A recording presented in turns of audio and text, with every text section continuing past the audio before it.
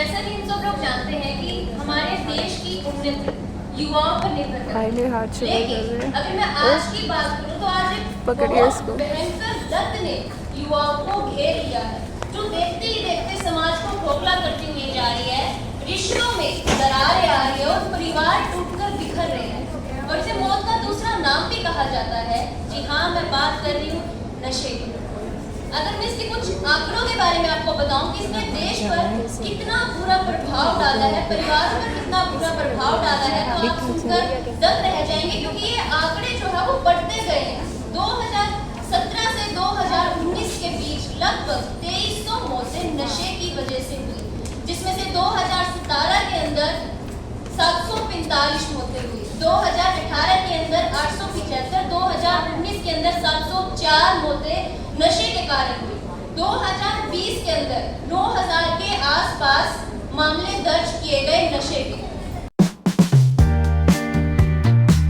वो अपने बच्चे को एक अच्छा माहौल दे, समझाने के समय उसे समझाए, डांटने के समय उसे डांटे, पिटाई करने के समय उसकी पिटाई भी करे और सबसे बड़ी बात उसे समय दे, ताकि बच्चा जब बड़ा हो तो उसे पता हो सही और गलत के बारे में और वो एक सही संगत चुनने के लायक बन सके। दूसरा, संगति।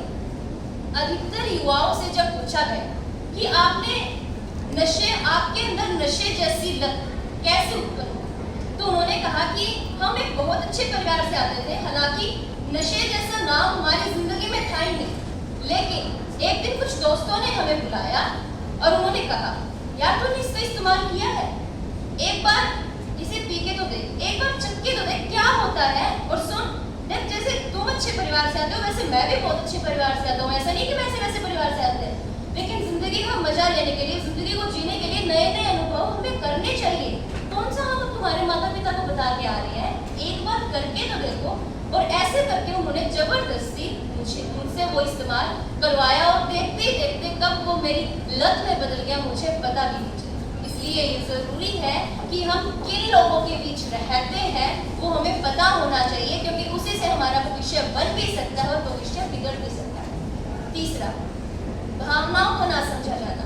हर एक इंसान के अंदर कोई ना कोई भावना होती है जिसे वो अपनों के साथ या अपने कुछ खास दोस्तों के साथ बांटना चाहता है या फिर बांटना चाहती है, लेकिन जब वो ऐसा नहीं कर पाते हैं, फिर जब वो ऐसा नहीं कर पाती तो कहीं ना कहीं तनाव उत्पन्न होने लगता है। और वो तनाव किसी भी प्रकार का हो सकता है, नाकामयाबी, बेरोजगारी, गरीबी, इश्क, मोहब्बत, रंग रूप, किसी भी प्रकार का हो सकता है। लेकिन लोग गलती क्या करते हैं कि वो सुनने की जगह सुनाना पसंद करते हैं, समझने की जगह समझाना पसंद करते हैं। हालांकि अगर आप किसी की लत को छुटाना चाहते हैं, किसी की बहुत बुरी आदत को छुटाना चाहते हैं, तो हमें ये ध्यान रखना चाहिए कि उसे ये एहसास ना होने दें कि आप ये छुटाने की कोशिश कर रहे हैं, बल्कि सबसे पहले उसे सुने, उसे समझने की कोशिश करें और जाने कि आखिर इसने शुरू क्यों किया था, उसके बाद अपना प्रयास करें। दिखावा सबसे प्रचलित चीज अगर पूछी जाए तो आज वो है दिखावा।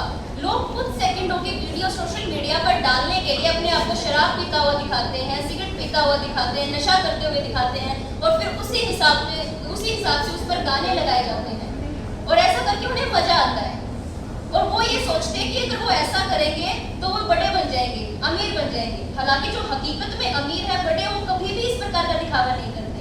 इसलिए दिखावे में अपनी जिंदगी बर्बाद ना करें, क्योंकि दिखावा एक बहुत बड़ा कारण है नशे जैसी लत को लगाने का।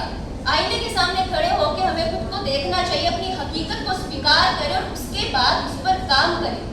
ये कुछ कारण थे जिसके कारण नशे जैसी लत युवाओं में बढ़ती जा रही है। लेकिन यहाँ बैठे हम सबका कर्तव्य है, हम सबकी जिम्मेदारी है कि हम सब नशे जैसी बीमारी को, नशे जैसी लत को दूर करने का पूरा प्रयास करें, लोगों को जागरूक करें, उन्हें इसके नुकसान के बारे में बताएं, अपनों को बचाएं, अपने देश को बचाएं। तभी हम आने वाले 2047 के अंदर अपने देश का एक नया विकास कर सकेंगे, इन सभी बुराइयों को खत्म कर सकेंगे और अपने देश को आगे लेके जा सकेंगे।